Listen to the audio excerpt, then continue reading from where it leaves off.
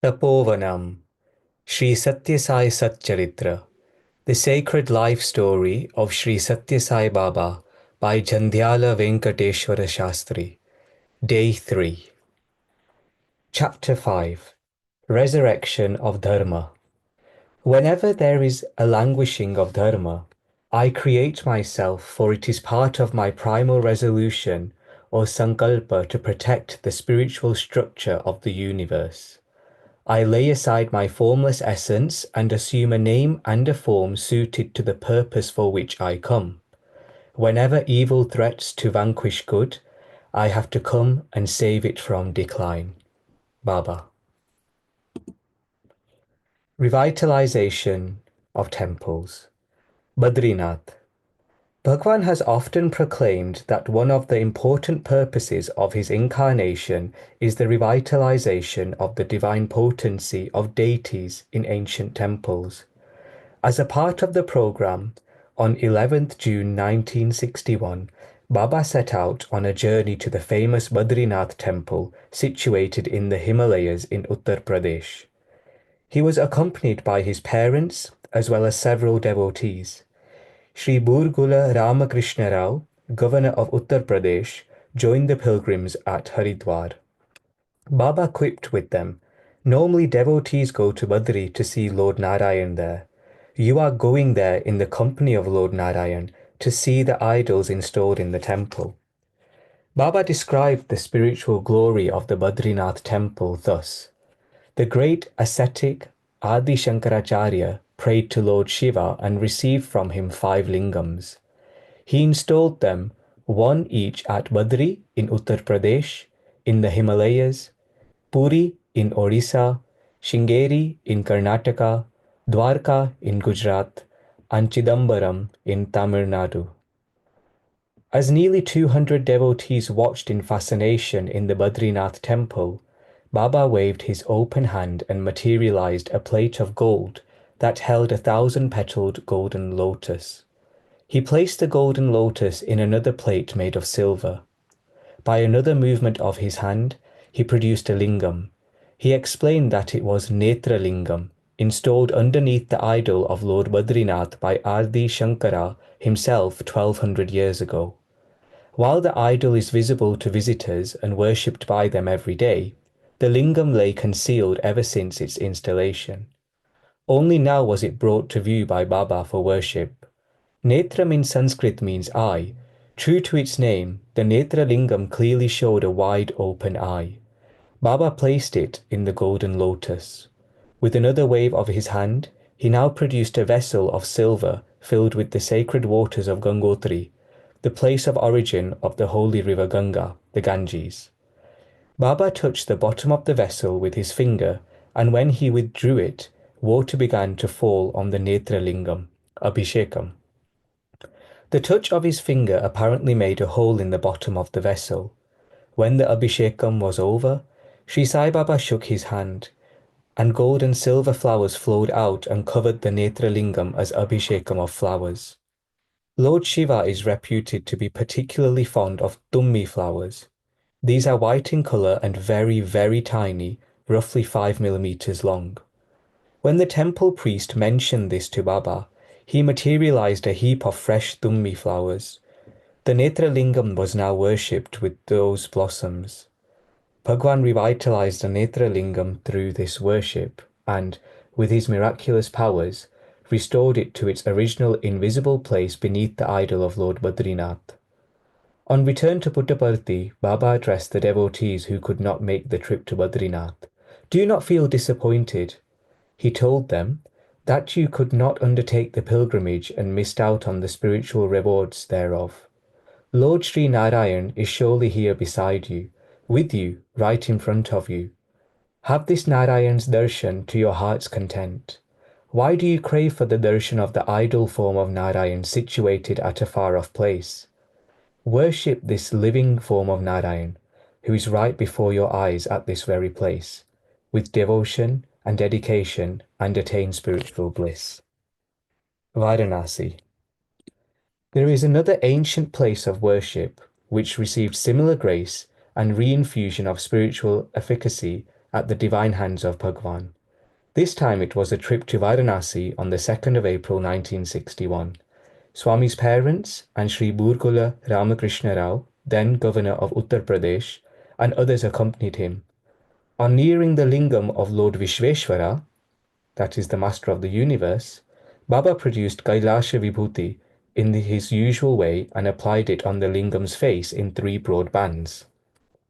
He also materialized sandalwood paste and used it to decorate the lingam with a broad circular dot in the center of the Vibhuti bands. Then he created a golden ornament resplendent with 3 circles of glittering diamonds, rubies, and emeralds. He placed it in the midst of the dot of sandalwood paste. In the wink of an eye, the piece remained stuck there firmly. Lord Vishwanath, the Lord of Varanasi, looked all the more glorious. Somnath. On the invitation of the Rajmata, or the Maharani, of Jamnagar, Baba visited the Somnath temple in Gujarat.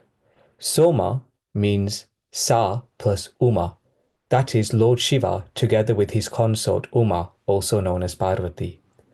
It is well known in history that King Muhammad of Ghazni invaded India several times.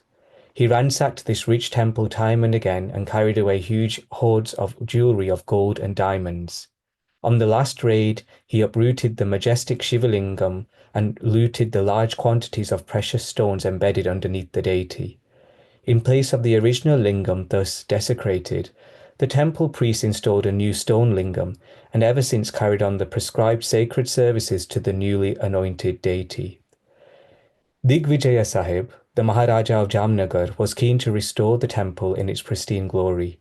It entailed expense of enormous labour as well as resources. Despite these problems, he persisted with his mission and finally crowned the beauty of the temple by erecting a mighty tower. Named Digvijaya Gopuram, or Temple Tower, it was inaugurated by Bhagavan Sai Baba. Entering the sanctum sanctorum of the temple, he materialized golden bilva leaves. Bilva leaves are considered to be particularly dear to Lord Shiva, and showered them on the 4 feet high lingam as Abhishekam. He announced that at the base of the lingam that is visible, there was an invisible Jyotirlingam, effulgent lingam that is. By his divine will, he brought out the lingam into his hands and showed it to the gathering. It was shimmering bright like lightning. After revitalizing it with his divine touch, he did not return it to its early invisible abode, as he had done at Badrinath. Instead, he declared, "From now on, this temple shall ever remain free from any attack. No despoiler from any quarter shall lay his evil hand on this temple. There is no danger to it any more. I am therefore making this lingam freely available for public darshan and worship by devotees." He then materialized a silver pitham, pedestal, and installed the lingam thereon. Dwarka. During that trip, Baba and the attendant devotees reached Dwarka, the abode of Lord Krishna. Swami made his way into the temple precincts and sanctified them with the touch of his divine feet. Lord Sai Krishna of the present age gave darshan to the thousands of people gathered. He then proceeded to the seashore followed by devotees, asking them to sit around him on the sands. He made a small mound of sand, inserted his hand into it, and pulled out a golden figure of Lord Krishna. This wondrous event has made the Dwarka temple replete with divine potency, declared Bhagavan Sai Baba. Sri Sailam. Another ancient temple that attained spiritual rejuvenation at the divine touch of Sri Satya Sai Baba is the temple of Lord Mallikarjuna, or Lord Shiva, in Sri Sailam in Andhra Pradesh. Bhagwan visited this temple on 5th January 1963. As at the Somnath temple, here too Baba entered the sanctum sanctorum, produced golden bilva leaves and golden tummi flowers, and showered them on Lord Mallikarjuna in Abhishekam. Mallika in Sanskrit means jasmine flowers, and Arjuna means white or pure. Pandharpur. On 13th June 1965, Baba visited Pandharpur in Maharashtra, where Lord Krishna is worshipped as Panduranga Vitthal. As he entered the inner sanctum and had darshan of Lord Panduranga and his consort Rukmini, Devi, he created an opal gem set necklace and adorned the necklace of the goddess. These are occasions when Bhagavan Sri Satya Sai Baba visited important places of worship and recharged and revitalized the spiritual potency of the presiding deities. Every temple is, after all, the sacred abode of Swami himself. Human body is but the seat of God. It is a temple in itself. The possessor of the human body is truly God. Every human being should ponder over the inner meaning and significance of the form and structure of the temple. Resuscitation of Vedic Dharma. A few months after returning from Badrinath, Bhagavan decided that a yagya should be performed at Prashanti Nilayam. At his instructions, several Vedic scholars from northern India and also from the area of Konnasima in Andhra Pradesh gathered at Puttaparthi. Baba gave directions for the performance of the yagya strictly in Vedic scriptures. Baba announced, "As a part of the mission of my incarnation, I am laying the foundation for the proper care of the cow and the Brahmin, for the sustenance of the Vedas, and through them for the resuscitation of Vedic Dharma itself." The planned yajna, for which hectic preparations were soon underway, was named Veda Purusha Saptaha Jnana Yajna. The proceedings were spread over 7 days, Saptaha, synchronizing with the Dashara festivities in October 1961. Veda Purusha, the presiding deity, was Baba himself. Distinguished scholars of the Vedas and the Vedic rituals were in charge of the various activities. Veda Samrat Brahma Shri Cherukumili Tamavadamulu was the overall supervisor, Sarvadyaksha. Amnaya Artavachaspati, Veda Samrat, Amnaya Artavachaspati, Ganapati, etc., are indicating the subject's excellence in various branches of spiritual, theological, and Vedic learning. Brahma Shri Uppuluri Ganapati Shastri was to preside over the seminar meetings to be held on Vedas and other spiritual and theological subjects.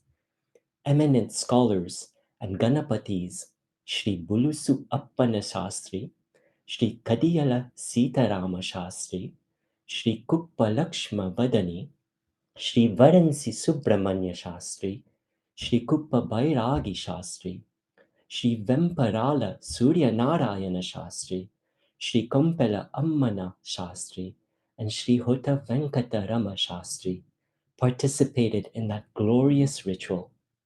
It was truly a galaxy of the brightest hue in the firmament of Vedic Dharma.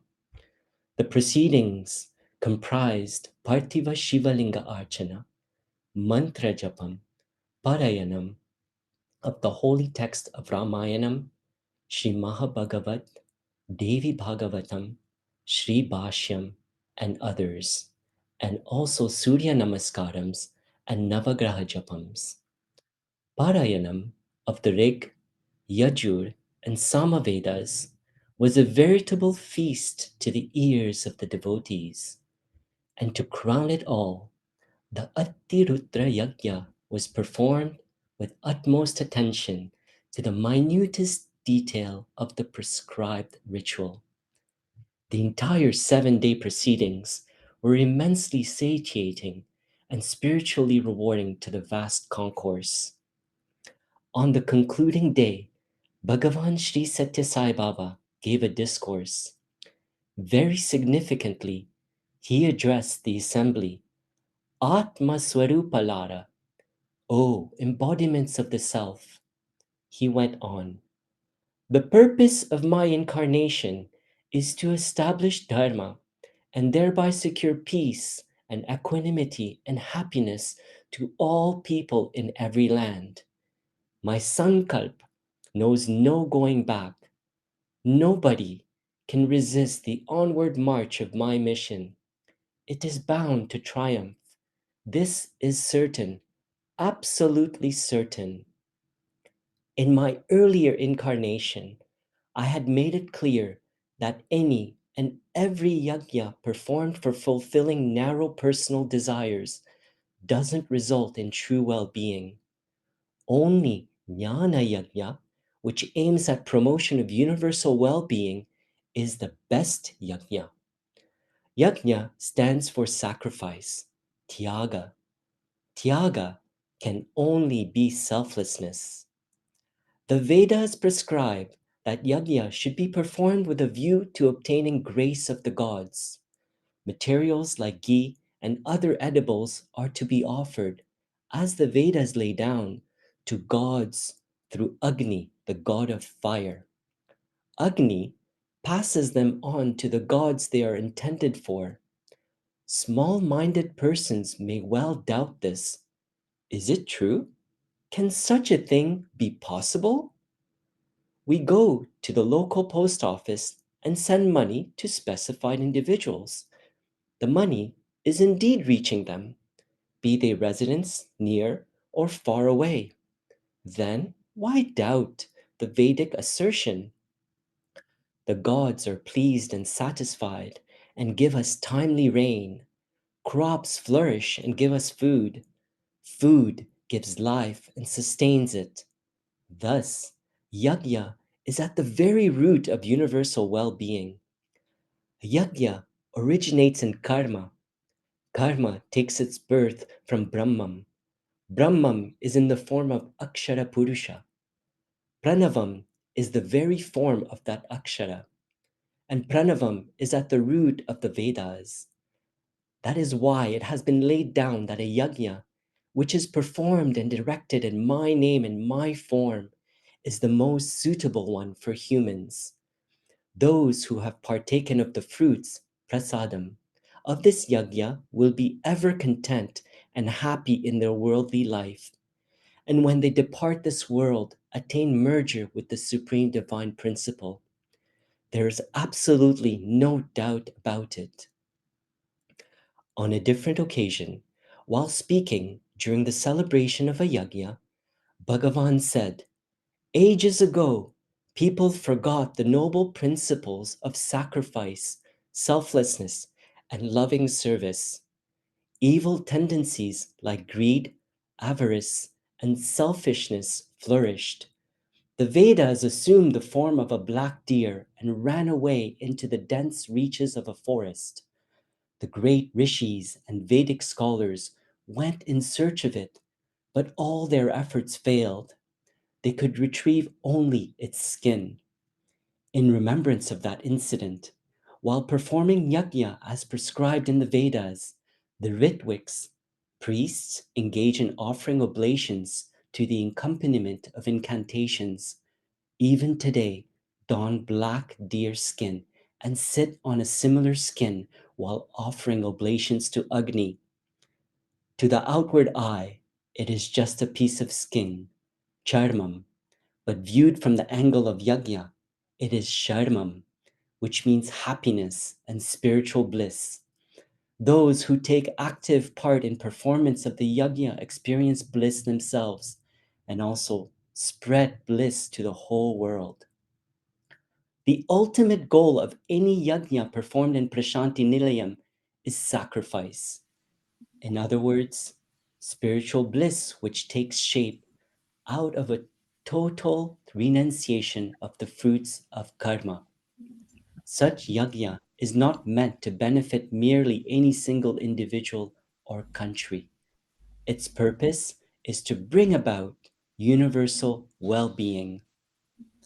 At the conclusion of every yajna, and after the final rite of valedictory offering, i.e., Puma Ahuti, offering to Agni whatever materials remain out of what had been initially collected for the yajna, Swami personally sprinkled the holy waters of the ritual onto the thousands of people present at the venue, thereby bestowing on them spiritual absolution. Who else knows the right muhurtam? Apart from renowned Vedic scholars and experts in Vedic rituals, those proficient in chanting Vedic mantras with proper intonation and accuracy were in charge of the Jnana Yajna. Bhagavan Shri Satya Sai Baba fixed the Muhurtam, auspicious moment for commencement of the holy program, as 9:30 a.m. on 1st October 1961. The scholars made their own calculations with reference to the planetary positions and astronomy and decided that 7:30 a.m. would be the most appropriate time for entering the Yagashala, venue for the yajna, and commencing the proceedings. When they placed their opinion before Swami, he said, I think 9:30 a.m. would be the most auspicious moment. Give it a little more thought.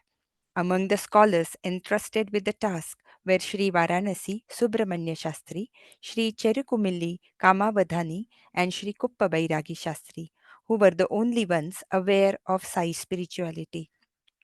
Whatever that might be, the scholars informed Swami again that 7:30 a.m. would be the most appropriate time. Swami agreed. Did they notice a twinkle in his eyes and a smile on his lips? On the appointed day, the Ritviks and Vedic savants had their ritual bath in the river Chitravati and completed their Sandhya Vandanam, morning prayers to the sun god, by 6:30 a.m. Clad in the silk clothes presented by Swami and holding silver vessels filled with holy water, they started for Yagashala exactly at 7 a.m. so as to reach the Yagashala at 7:30 a.m. sharp. Suddenly, the skies opened up.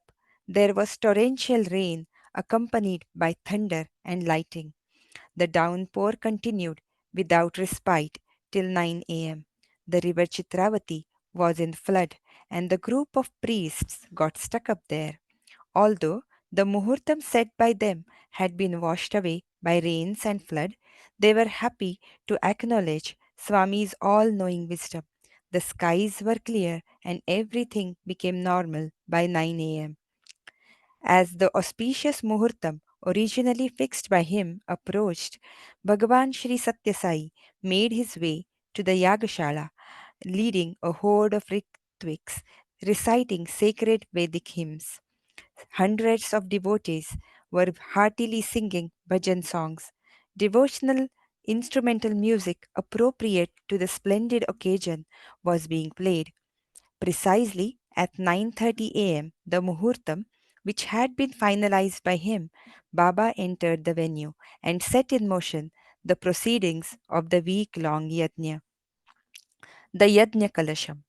A day or two before the yajna was to commence, Swami summoned Brahmashri Shivarama Bairagi Shastri, who was to head the team of Ritviks. He told him the yajna should be performed with strict adherence to the prescribed tenets. As regards material, nothing should be wanting. Well before the yajna is to commence, carefully prepare a complete list of items required and give it to me. I will see that everything is provided. Shri Shastri made out a long list in consultation with his fellow Ritviks. Whatever was listed was procured and placed at their disposal. Nevertheless, just about 5 minutes before Swami was scheduled to leave for the Yagashala, Sri Bairagi Shastri suddenly recollected that the most important item, the Yajna Kalasham, the principal vessel which occupies pride of place in the proceedings, had been inadvertently omitted from his list of materials. But who would bring this serious mistake to Swami's notice at this late juncture? And how to tell Swami? He was in unbearable torment.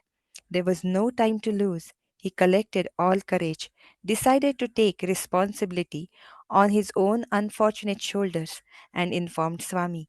He prayed to Swami to pardon him for his unpardonable lapse.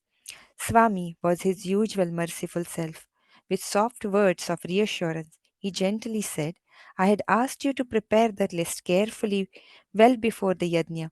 You have only 5 minutes now.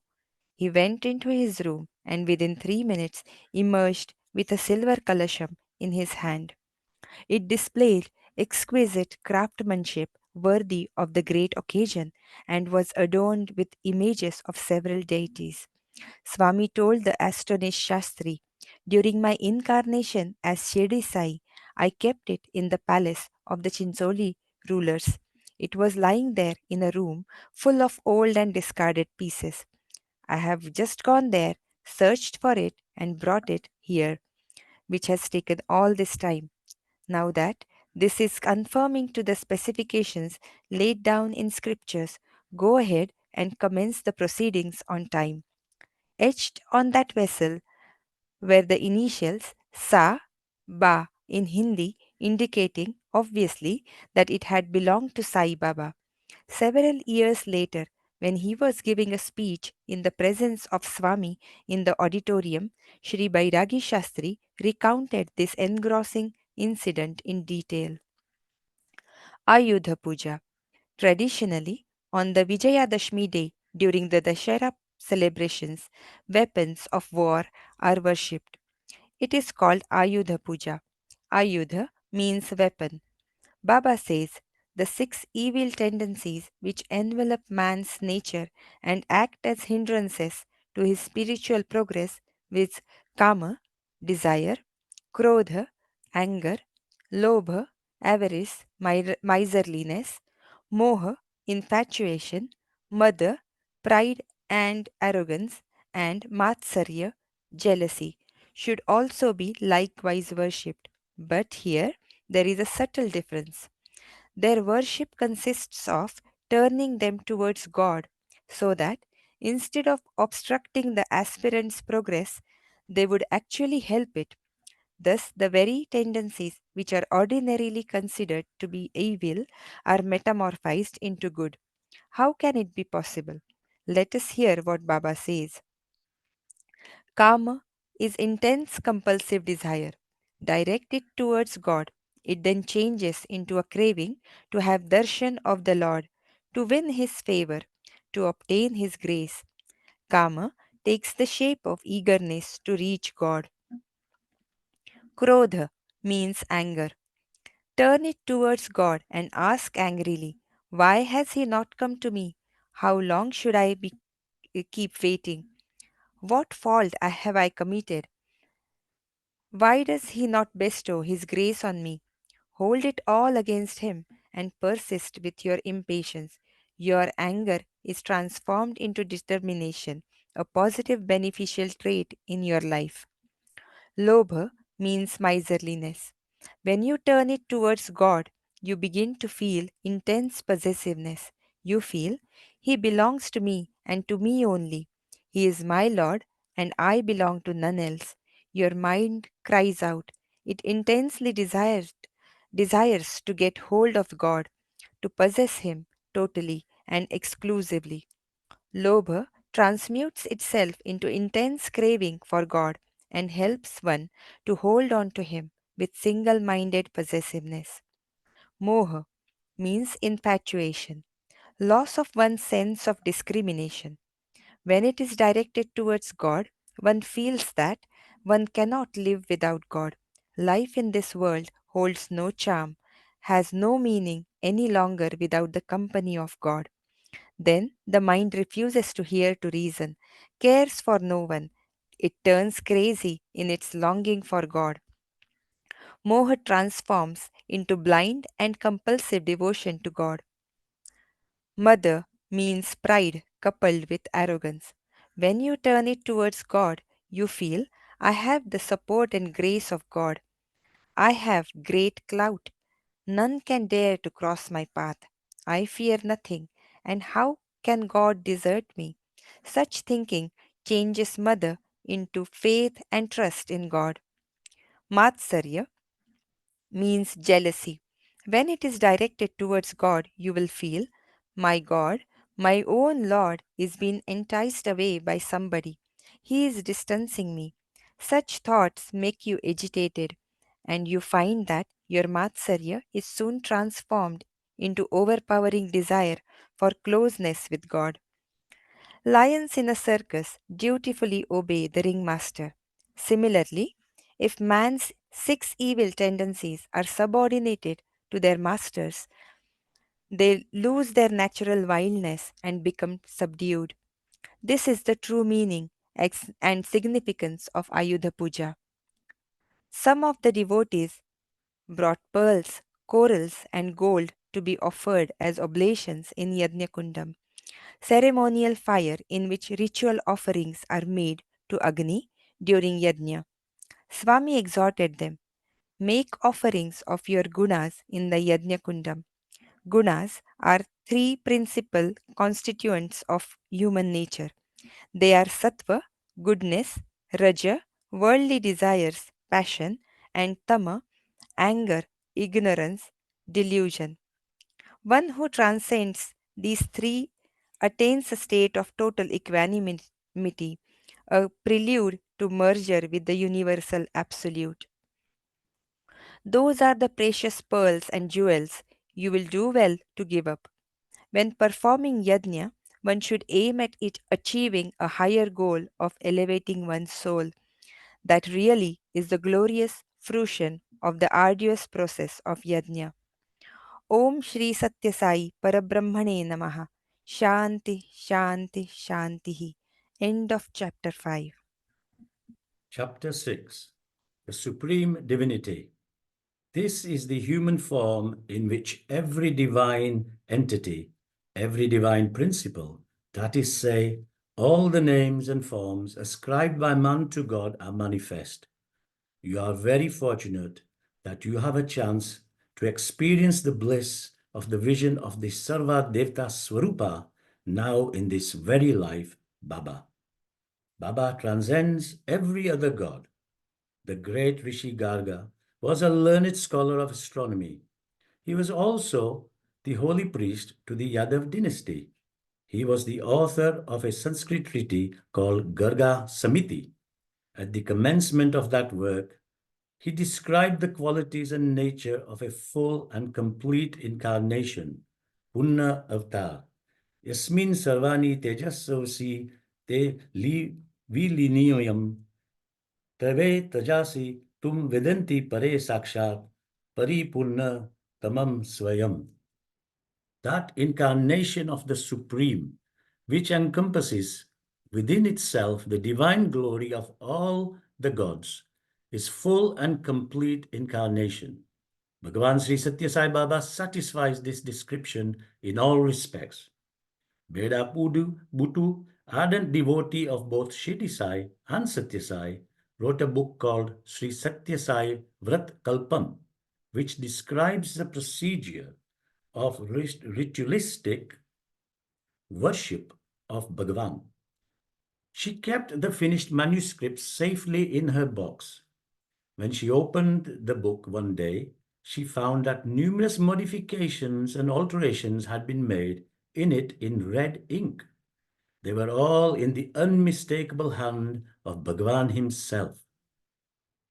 Wherever she had used the words Sarva Deva Swarupa while referring to Swami, meaning the embodied form of all gods, they were altered to read Sarva Devta Atita Swarupa, meaning the form that transcends all gods. Centuries ago, when the Telugu saint composer Pothana was translating the epic Sri Mahabhagavatam from Sanskrit to Telugu, Lord Sri Rama himself, it is said, contributed to his text. In the same way, Bhagavan Sri Satya Sai Baba amplified Peda Bhutu's text in his own hand. Thereby he proclaimed to the world in writing that he transcends every god. To cite his own words, this my human form embodies dharmas, faiths, and divine powers, shaktis, of all gods. Never doubt this at all. If you install this divine form of mine on the throne of your heart with unshakable faith, you'll be able to have a glimpse of my pristine universal form. I will prove that every form, every attribute which man cherishes and worships as pertaining only to God belongs to the form of Sai only. As Sri Maha Ganapati, Swami Amritananda, disciple of the celebrated saint of Arunachalam, namely Sri Ramana Maharshi, travelled from Arunachalam to Puttaparthi for Bhagavan Sri Sai's darshan. Bhagavan drew close to him and in a sweet voice addressed him, Amritam. Swami Amritananda was thrilled. Ramana Maharshi, the great saint, used to address him exactly in the same manner, with the same affection and touch of intimacy. Sai Baba's call, he felt, was a lila with specific significance. During conversation with the 85-year-old Amritananda, Swami told him, in your 7th year, you performed Ganapati Homam, oblations in holy fire, continuously for 45 days. As you made offerings in the Homa Gundam, you recited a sacred mantra containing Bija Aksharas, sacred and spiritually charged root letters, sounds, Om, Shrim, Hrim, Klim, and Glim, at the rate of 1,000 times every day. Are you aware what scriptures say about the beneficial results of that yaga? It is said that if a devotee performs it on the prescribed lines, at the conclusion thereof, the elephant-headed Lord Mahaganapati emerges out of the Homagundam, resplendent in his golden complexion, and gives divine darshan and blessings to the devotee. Did you ever have such a darshan? Amritananda replied, I was then only a boy of 7 years.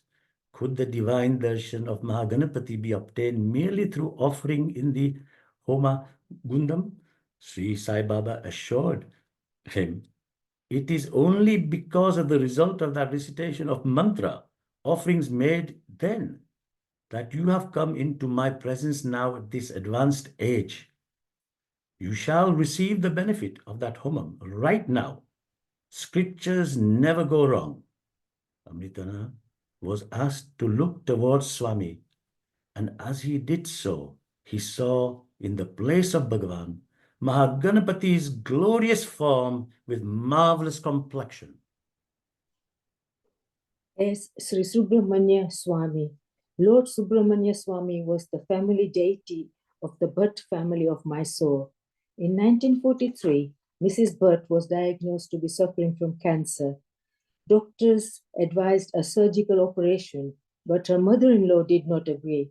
She insisted that as they were all ardent devotees of Lord Subramanya, the Lord would surely take care of the patient. For 6 long months, the family stuck to their intense and steady faith and continued with their daily worship. But the patient's condition was worsening. One night, she had a dream in which she saw a great serpent moving around her bed. Alarmed, she woke up her mother-in-law. Lights were switched on but found nothing. But after some time, the patient again dreamt of the same serpent, which in a moment changed to Lord Subramanya. He pierced her chest with his trident. Thus impaled, she was taken to the top of a mountain peak. She fell at the feet of the Lord, who asked her whether she wished to remain there or to return to her family. She replied that she would prefer to go back to her husband and children. The Lord then told her, "You are fully healed. I will always be protecting you." She saw herself being returned to this world by a narrow, beautiful stairway. The dream was vivid and reassuring. From that day onwards, her health steadily improved and soon became normal. Even while she unfailingly did her daily worship, she found time also to serve the poor and the needy to the best of her ability. 20 years later, the lady and her husband went to Puttaparthi and had the darshan of Sri Satya Sai for the first time. Swami gave them an interview. He told her, "I spoke to you once 20 years ago." She was taken aback and protested. "No, Swami, this is the first time I'm seeing you." But Swami told her, "No, I came to you when you were in Mysore." He also mentioned the name of the street where they were staying in Mysore during her illness. She wondered. The name of the street was, of course, correct. But when did Swami come there? When did he speak to her? She had no recollection. Then she noticed the staircase leading from interview room to Swami's room located on the upper floor. She counted the steps. They were 18 in number. They were narrow and beautiful. When did she see them before? She suddenly remembered to have seen them in her dream 2 decades ago. They were the same steps which Lord Subramanya had returned her down to this world. In a moment, before she could recover from her wonderment, Swami waved his hand and materialized a beautiful figure of Lord Subramanya Swami, adorned with ornaments of serpents and seated on a chariot. He placed that image in her grateful hands. She realized that the ever merciful Sai Baba was the same as Lord Subramanya Swami, who was worshipped at their home every day. She washed Baba's lotus feet with her copious tears of exquisite happiness. Lord Subramanya Swami stands today by the side of his elder brother, Maha Ganapati, in Prashanti Nilayam. His idol was installed there by Bhagavan Shri Sai Baba on 21st September 1997. As Lord Paramasiva, Rama Raju, the then municipal chairman of Bellary district, came to Urvakonda to meet Satyam. In those days, Satyam was also called Raju. Rama Raju told Rama Raju, "We would like to have your Raju with us in Bellary during the next school vacation. You think your brother is just an ordinary boy? You are wrong. My heart is moved by his purity and the glow in his face. I can see a divine effulgence in him. Please bring him along and stay with us for some days." Those were the days when Seshama Raju was somewhat worried about his brother's unusual behavior. He felt that a change of place might help to improve Satyam's mental health. He accepted Rama Raju's invitation and went to Bellary. One day he organized a trip to Hampi, capital of Vijayanagar Empire of the yesteryears, to see the famous temple of Lord Virupaksha Siva. All of them went into the temple, but Satyam stayed out, pleading some discomfort in his stomach while the others entered it. When the temple priest was offering arti to the presiding deity, the devotees saw the image of Satyam in the sanctum sanctorum in place of deity of Lord Virupaksha. Seshama Raju was angry. He thought Satyam said that he would not enter the temple, but he has somehow sneaked in and taken the place of the Lord. This is blasphemous. He went out in anger only to see Satyam standing there under a tree. Seshama Raju was puzzled. While he stood outside keeping an eye on Satyam, he deputed another person to go inside and verify things there. He was surprised when he was told that Satyam was seen very much within the temple, even as he stood under the tree outside. As the saying goes, Antar Bahishya Tat Sarvam Vyapya Narayana Sthitah. Lord Narayana is all pervasive, present both inside and outside, everywhere at the same time. Everyone in the group realized that this Satya Narayana too was all pervasive, present everywhere at the same time, both inside and outside the temple.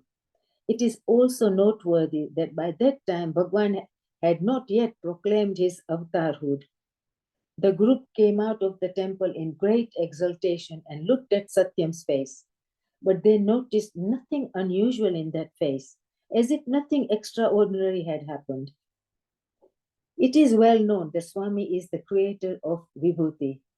He is seen every day materializing large quantities of it and distributing it among devotees. During the festivities of Sivratri, marking Lord Shiva's manifestation in the form of lingam, Baba used to perform abhishekam, ritual pouring, usually water, on Shirdi Baba's image using, instead of water, vibhuti emanating out of an empty silver vessel. The vibhuti would never run out. A particular occasion deserves to be described. In the open ground close to Prasanthi Mandir, in the center of a dais called Santi Vedika, a raised pedestal was set up. A 4 feet high silver idol of Shirdi Sai was positioned on the pedestal.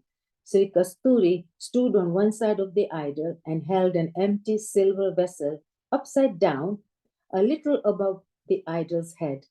On the other side stood Bhagwan Sri Satya Sai and inserted his right hand into the mouth of the inverted vessel and began to rotate his hand inside the vessel in a churning motion. Vibhuti poured out in huge quantities at every turn of the divine hand. It fell over the idol like a deluge. After a little while, Sri Sai Baba removed his right hand, inserted his left hand, and brought forth a downpour of vibhuti as he rotated his hand inside the vessel. He took turns, now with right hand and then with the left one. The idol was soon covered fully with the vibhuti. Devotees went into raptures of joy and incessant clapping. Then Sri Satya Sai wiped the head and face of Shirdi Sai with a piece of cloth. He materialized with a wave of his hand an emerald and placed it on the forehead of the idol. It stuck there.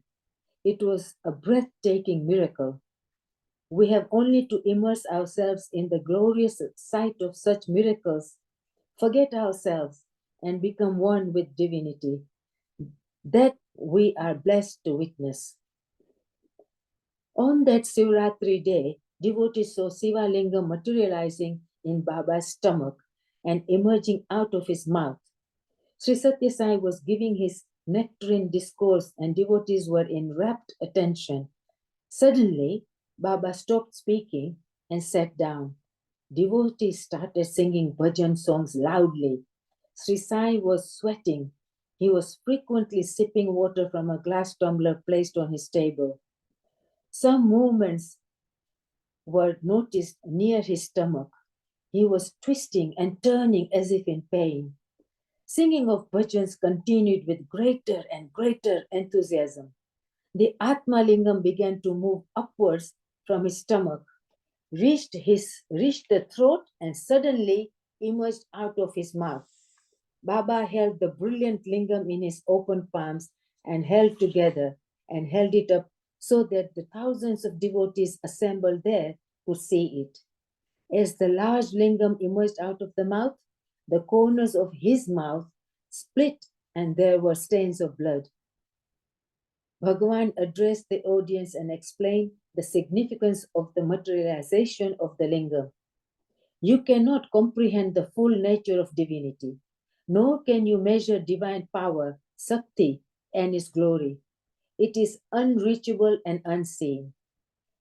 This incident of the materialization of lingam is a demonstration brought within the limited scope of your comprehension of that divinity, which is present here right in your midst. You are privileged to witness this marvelous spectacle because of divine grace and your good fortune. In February 1974, on the occasion of Shivratri, Bhagavan materialized a lingam from his mouth and made a sensational pronouncement. Addressing the devotees, he said, "This is the Atma Lingam of 10 inches, Dasha Angulam, as described by sage Kapila Deva in the Vedas and the Upanishads. Your lives have attained fulfillment because you have seen this divine form. You are released from the cycle of universal birth and death. This lingam measures 10 inches around. You see a trident within the lingam in the form of a flame, which changes its color every 10 minutes. After many long years, Bhagavan again materialized a Siva lingam named Hiranyagarbha lingam on the auspicious day of Shivratri in 1999. Again, on the day of the Shivratri in the following year, Bhagavan Satya Sai materialized from his mouth a golden Siva lingam, Swarna lingam, and showed it to the thousands of devotees assembled in the Sai Kulwant hall, who went into rapturous with joy. They felt that they were immensely blessed by the Lord. As Lord Sri Rama, in 1972, training classes in summer were about to commence at Vrindavan. 800 devotees, boys and girls, selected from various regions of the country, assembled at Whitefield. Swami's mother, Ishwarama, obtained his permission to join other women devotees at Vrindavan for the 30 days of training. She was given accommodation on the floor below that of Swami. The trainees woke up daily in the early hours. They went through the incantation of Omkar, Pranavam, devotional songs, yogasanas, bhajans, service to the poor, and other activities. The participants were very enthusiastic and lively. For Ishwarama, all that was like a festive occasion every day in the temple of Goddess Saraswati, the goddess of learning. On the 11th day of the training camp, Ishwarama experienced a thrilling experience. The next morning, she rushed to Pedabottu, who was well known also as Shidima. She was all excitement as she told Pedabottu, "I must inform you about a wonderful experience I had, but promise me that you would never tell anybody about it." Pedabottu moved closer to her and confidentially inquired what it was all about. Said Ishwarama, "Our Swami is truly God himself. I have no doubt whatsoever." Pedabottu burst out laughing. Ishwarama asked what was so funny about what she said. Pedabottu reassured her, "No, no, I am not laughing at your words. I am only expressing my joy that this fact has come to your knowledge at long last. But leave that alone. Tell me how you have come to this realization."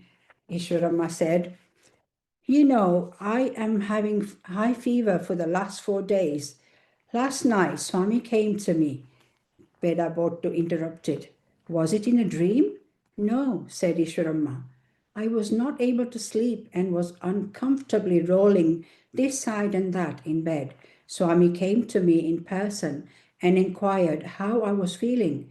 I told him that my body was aching all over. Now, how should I tell you, Pedabottu? He is not our usual Swami whom you and I see every day. In a moment, he became Lord Sri Rama with a dazzling crown on his head and a long bow in his hand. He stood by my side. I was surprised but saluted him. I also tried hard to get up and sit up on the bed, even to get out of it, but could not do so. In a few moments, Lord Sri Rama became our familiar Swami. He smiled gently and gave me a little vibhuti prasadam. He said, "Fever will disappear. Don't worry," and left. Pedabottu was happy and elated. She said, "Swami has certainly blessed you. What a memorable experience." Ishwarama was in full wakefulness and consciousness when she saw Sri Satya Sai as Lord Sri Rama. She is indeed exceptionally fortunate and blessed. As subsequent events indicate, that divine experience she had was probably a pointer to the approaching merger of Ishwarama's soul with the Supreme Being. The very next day, 6th May 1972, at 6 a.m., the trainees had just returned after completing Nagar Sankirtan. Swami gave them darshan from the balcony of his residence and went in to have a bath.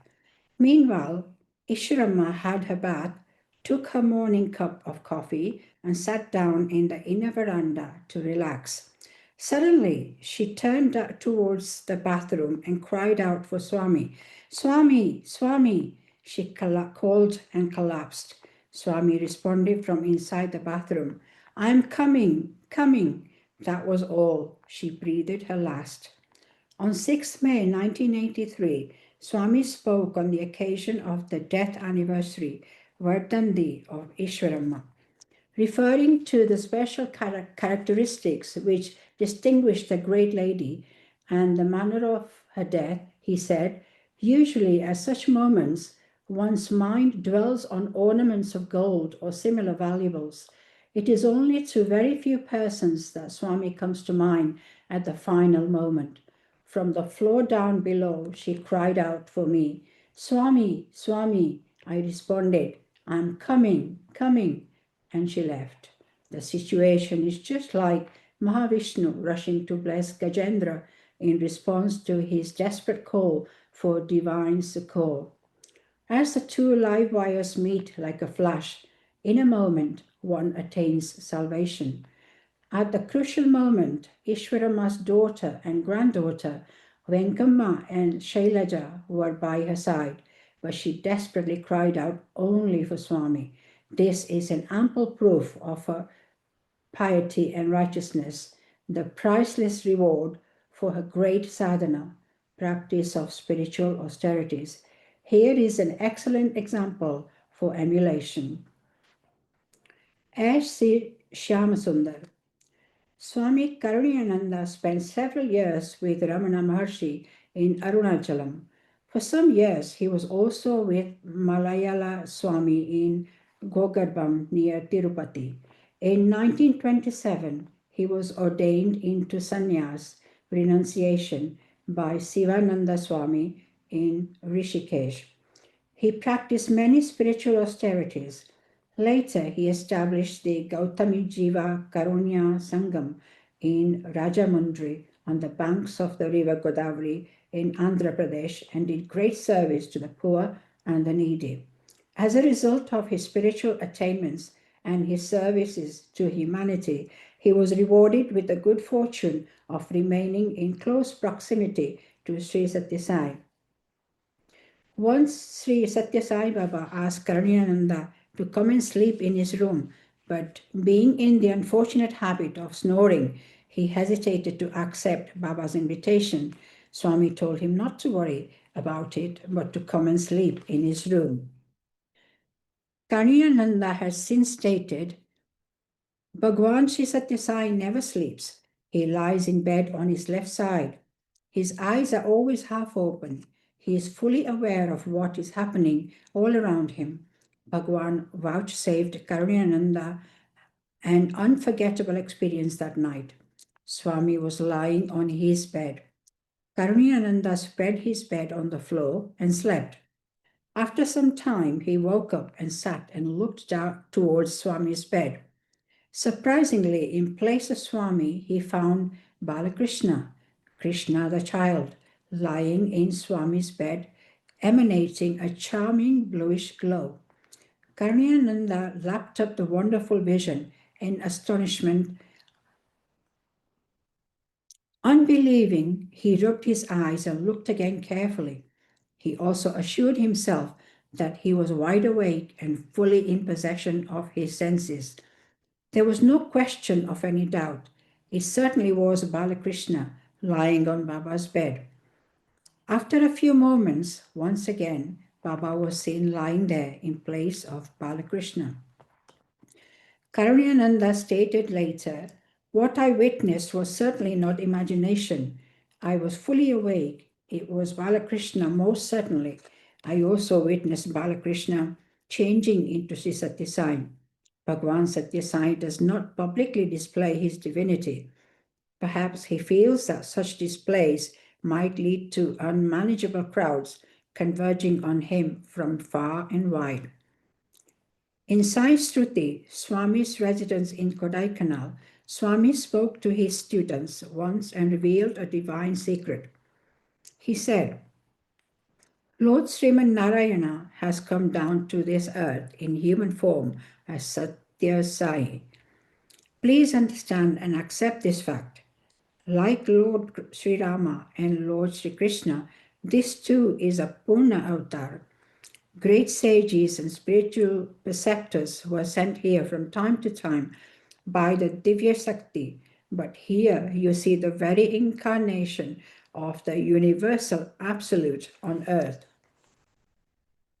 As Gautam Buddha, once a conference of scientists took place in Hyderabad in Andhra Pradesh under the chairmanship of Dr. Balakrishnan. Professor Haikawa, a Japanese scientist, was among them. Dr. Balakrishna invited him to his home. There, Dr. Haikawa saw for the first time a colored photograph of Bhagavan Shri Sai Baba. He felt immediately drawn to it. In the temple-like house, this attractive photograph stood out in all its decorations. He thought that the picture might be of an honored ancestor of the family. During their conversation, Dr. Balakrishna described the divinity of Bhagavan Shri Sai Baba and told him that Baba was God incarnate. It so happened that Swami was right there in Hyderabad at that time, and the two scientists went to have his darshan. Swami kindly invited both of them into the interview room. In the proximity of Swami, Professor Haikawa experienced an intense awareness that he was in the presence of a divine personality. Swami gently smiled at him, waved his hand, produced a human heart, and showed it to him. He was bewildered. Bhagwan asked him what it was. Dr. Haikawa replied that it was a human heart. Do you know to whom did it belong? Asked Swami. He answered, how do I know? Bhagwan told him, this is your own heart at the time of your birth. Dr. Haikawa was stunned. Swami explained, this is indeed your own heart. Do not be surprised. As soon as you were born, your heart stopped beating. You were as good as dead. Your body turned blue. Your father was a man of faith and very devout person. He placed your body at my feet and prayed to me. Oh God, I honestly prayed to you for a child. Is this the way you respond to my prayers? Of what use is this dead body to me? I therefore mended your heart and restored you to life. As a matter of fact, the age of the Japanese scientist was more than Baba's, and it was to Lord Buddha that his father had prayed, seeking revival of life in his dead son's body. The secret of that incident was known to no one except his parents. Dr. Haikawa realized that Lord Buddha, who had lived many centuries ago, had now reincarnated in the form of Sai Bhagavan. During the conversation, Swami referred in lighter vein to Dr. Haikawa as Avakaya, which in Telugu means mango pickle. As Jesus Christ, a Roman Catholic couple from America happened to hear about Bhagavan and came down to Puttaparthi. During public audience in Prashantaniliam, they saw the glorious form of Sri Sathya Sai. They felt powerful spiritual waves being radiated to them. They were surprised and delighted as they experienced an intense glow of happiness. The man was overwhelmed by Baba's eyes, full of kindness and heart replete with love. He was convinced that Jesus himself had come to earth in Sai's form and told his wife as much. The woman did not, however, react favourably. What nonsense, she said. We are Roman Catholics. It is not proper for you to say that this Hindu is Jesus himself. I do not agree with you at all on this. She remained somewhat aloof from Sri Sathya Sai. One day, Swami invited the couple into the interview room. The man was undoubtedly in great exhilaration. His wife was somewhat cold and sat a little aside. As the interview drew to a close, the man asked Swami politely, Swami, may I take a photograph? Swami agreed, and the gentleman took a few snaps with his camera. The film was developed and printed on their return home. What they saw was not Sathya Sai, but the loving and compassionate figure of Jesus Christ. They were astonished. The woman felt extremely sorry that she could not recognize Jesus Christ when physically present in front of her in the form of Sri Sathya Sai. Needless to say, she became Swami's devotee from that moment. A devotee asked Swami, Jesus promised to come back again. Are you that Jesus? Swami explained to him, Jesus did not say that he would come back. What he actually said was that God, who had sent him to earth himself, would come. He pointed to a sheep. The cry of a sheep sounds ba, ba. Jesus indicated that God would come to earth with that name, but his followers did not correctly comprehend what he had stated. It is I who sent Jesus to the earth. The Kaaba in Baba's palm. When Professor S. Bashiruddin, a Muslim, visited Sri Sai Baba, Bhagavan materialized and presented to him a locket on which was inscribed Allah in Arabic.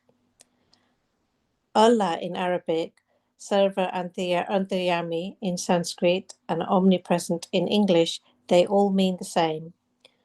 Once, some Arabic visitors met Sri Sai Baba in Prashantanilayam. It was the sacred day of Bakri Eid. Swami invited them into the interview room. He raised his open palm. The visitors saw in it a vision of thousands of devout Muslims praying on their knees before the Holy Kaaba in Saudi Arabia at that very moment. These are some of the instances to establish that Sri Sathya Sai is not only the embodiment of all gods, he is the transcendental encapsulation of every god. Many persons belonging to the Jewish faith testify to this fact, like Dr. Samuel Sandwich, who declared, I am convinced that Baba is the incarnation of God. Whatever descriptions about God are given in the Hindu, Christian, and Jewish lore and literature are not fictional or imaginary. They are all true. They all proclaim the truth that God has the supreme power to incarnate himself as and when needed. As Sri Dattatreya. On the Shivratri day in 1978, Sai Baba was travelling by car from Uti to Bangalore. Several devotees and students were accompanying him in cars. Srimati Ratanlal Bhatia, who cooked Baba's meals every day in Bangalore, was also among them. Sri Sathya Sai stopped the caravan at the same place and got down from his car. All of them sat down to relax, and Baba began to speak to the gathering about some spiritual matters. He addressed a student who he knew was still harbouring doubts and misgivings about Baba. You are still troubled by doubts about me, is it not? You are holding a Polaroid camera. Take my photograph and you will see my true identity. Baba stood at a particular spot. The student took his position with the camera and was about to take a snap. Suddenly, Srimati Bhatia rushed forward and tried to straighten the creases on Baba's garment. Swami sternly ordered her to go away. As he spoke somewhat curtly and loudly, the poor lady was frightened, turned back and stood at a distance. The student clicked his camera.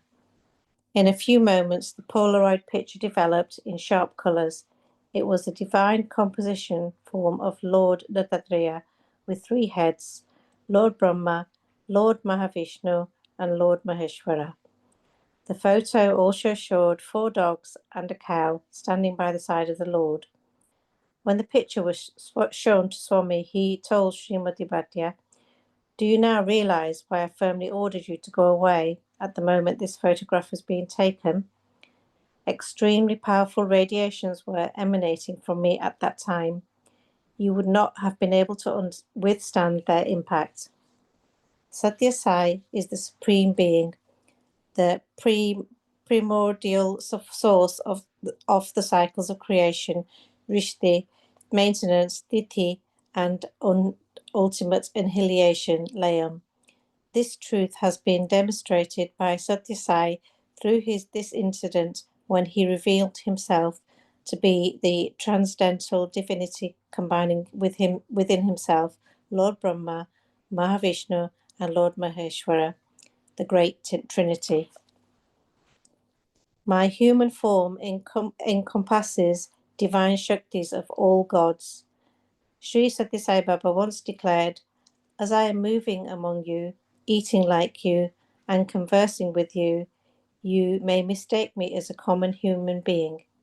If you commit that error, you will get into trouble and get enmeshed in delusion. You must always be vigilant and avoid that danger. The web of Maya, delusion, is my concomitant, so I may sing along with you, speak with you, participate together with you in all activities, and thereby create in you that Maya. But at any moment, I may suddenly reveal my divinity. You must keep yourself alert ever and always, and be ready for that great moment. This, my human form, encompasses every faith, Dharma, and every divine potency, Shakti, of every god, whatsoever be the names, forms, and powers that man attributes to God, belong only to Satya Sai and no one else. And all prayers and offerings to God reach me only. I can demonstrate it beyond doubt. That is why in all my discourses, I emphasize that Allah, Jesus, Jehovah, Rama, Krishna, Ishwara, and Sai are all names which pertain without any difference whatsoever only to me. When God comes down to earth in human form, it is very difficult to see the reality of God in the outward form. Man compares the earthly external appearance of the Avtar with his own body and mistakenly concludes that the two are of the same level and type. To tell you the truth, even if the entire humanity makes concerted effort for 1,000 years through the severest austerities, it cannot comprehend my true essentiality, Nija Tattva. If you win the grace of this divine power standing right before you, bearing your holy name and form, you will soon achieve supreme realization. You are exceptionally fortunate in having this rare opportunity. It is far more precious than what eminent sages, renunciates, yogis, and holy men had ever got. Forget not this fact. Swami pervades the universe. Layla and Homer Young were a couple living in California.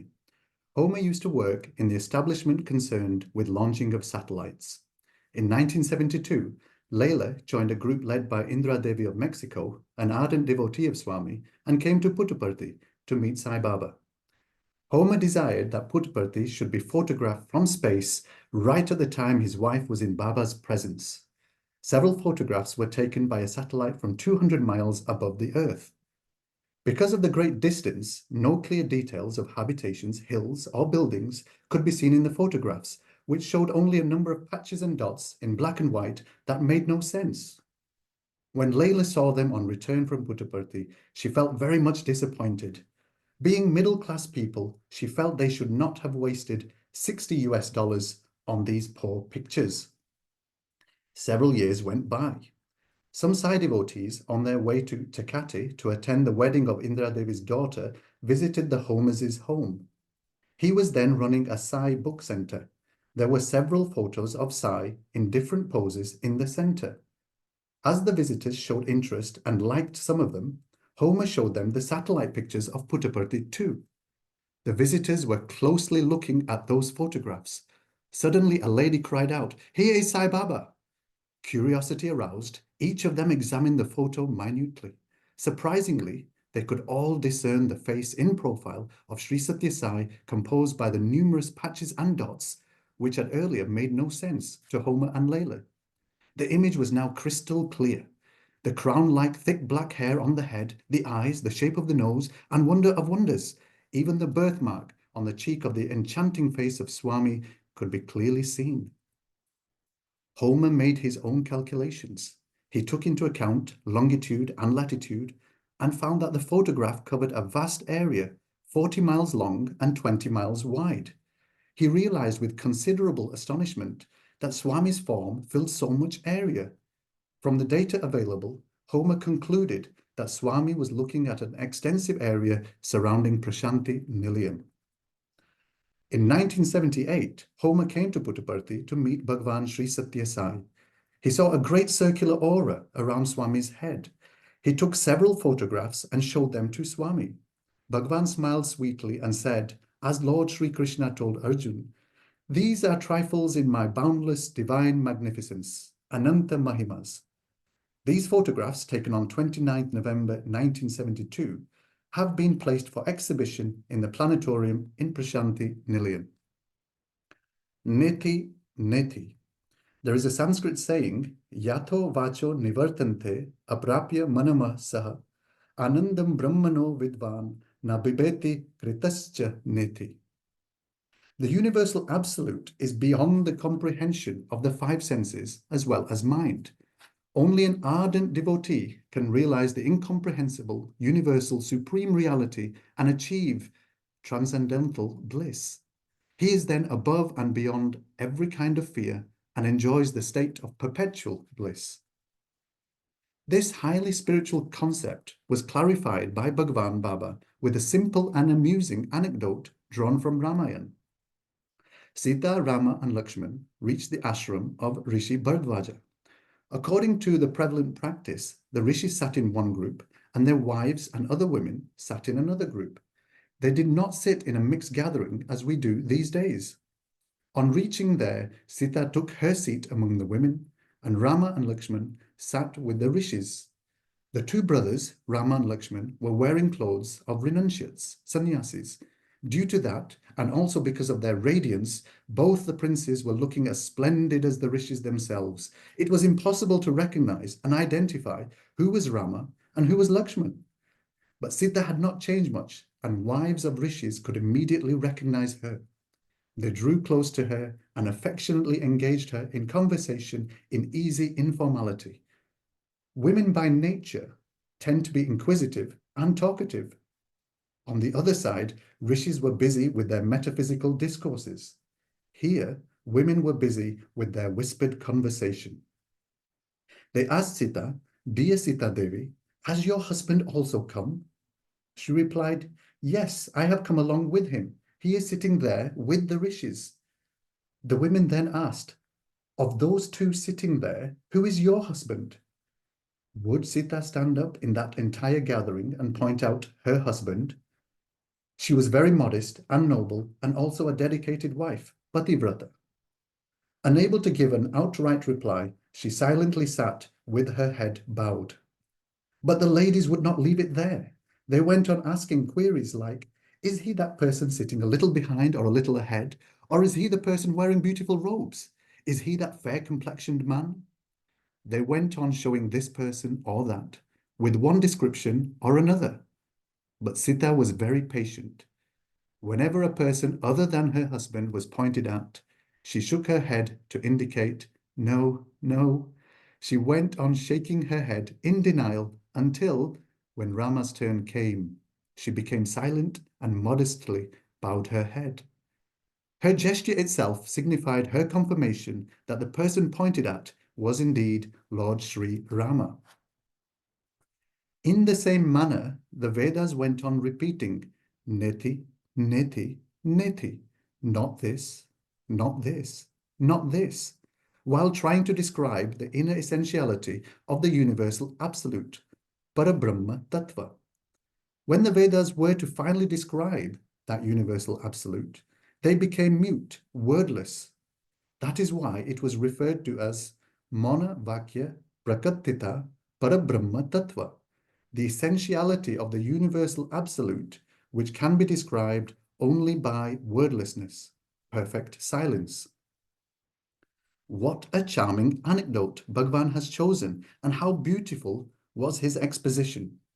In simple words, and by a sweet and enchanting anecdote, Baba unraveled the meaning of the Vedic words neti, neti. He also explained their spiritual significance.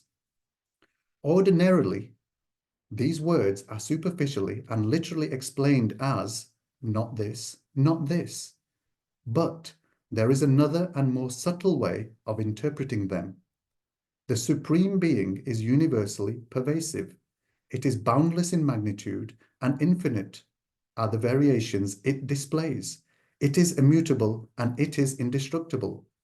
So, when the nature of that Parabrahma is considered, and in that context niti is used, we should understand the word as not only this, not merely this, but there is a lot more to it. If we look for the deeper meaning of the word neti in this manner, its scope becomes vast and profound. The entire universe, comprising moving chara and non-moving achara entities, is suffused with that universal being, Parabrahma. It is omnipresent. That is, there is no place or point or time in the universe where that universal being does not exist. Therefore, when we try to identify that supreme reality by looking at a particular object, this and that, and question ourselves, is it this, is it that, and so on, the response, not this, does not satisfy us adequately. On the other hand, the answer, not merely this, fits more perfectly the universal reality we try to describe. When we try to understand the compassion, magnificence, and distinctiveness of Satya Sai Parabrahma, we question ourselves, is it this? We soon realize this is not all, there is much more to it. So that indeed is the correct answer, the satisfying answer. For the Vedic dictum, neti, therefore, the correct and fully satisfying answer is not merely this, there is much more to it. The subtle explanation given by Bhagavan Sri Satya Sai will bestow enlightenment on even the enlightened. Our homage to the greatest repository of Gyan. Om Sri Satya Sai Parabrahmane Namaha. Shanti, Shanti, Shantihi. End of chapter 6.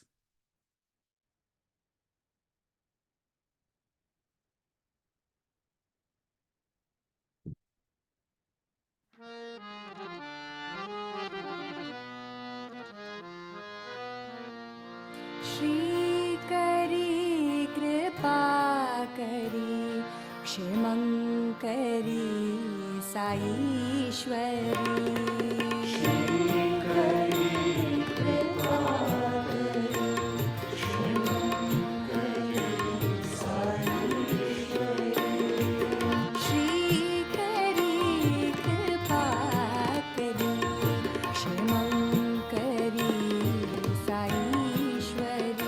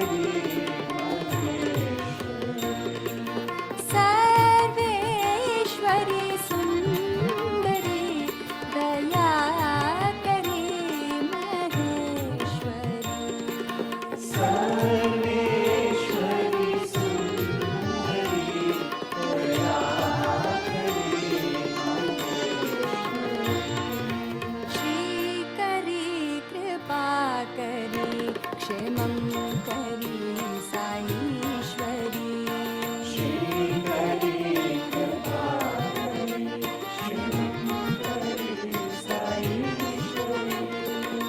शङ्करी अभयङ्करी शुभं करी साईश्वरी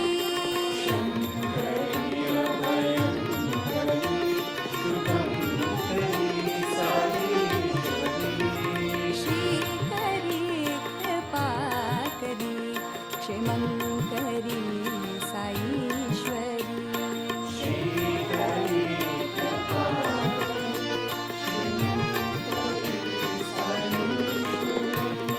तांडव केली प्रियकरी भैरवी प्रलयंकरी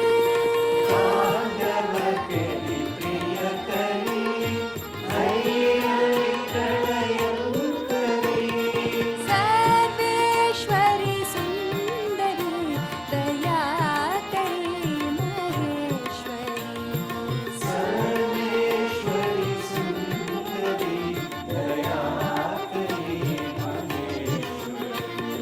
सर्वेश्वरी सुंदरी दया करी महेश्वरी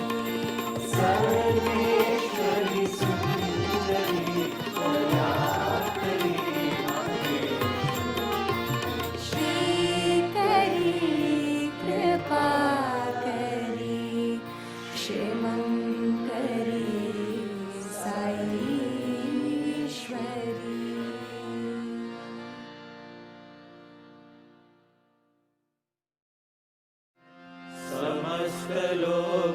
समस्तलोकाः सुखिनो भवन्तु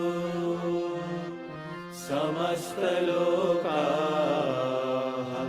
सुखिनो भवन्तु समस्तलोकाः सुखिनो भवन्तु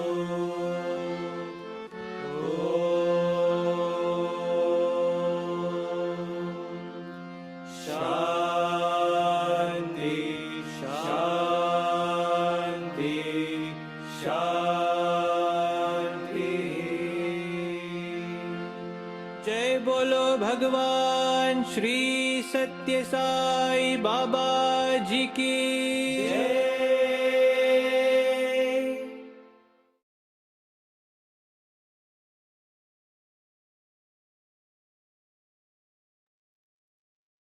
Jai Sai Ram, everyone.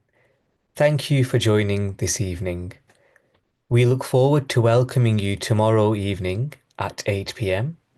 The Zoom details will remain the same as today. Have a lovely evening. Jai Sai Ram.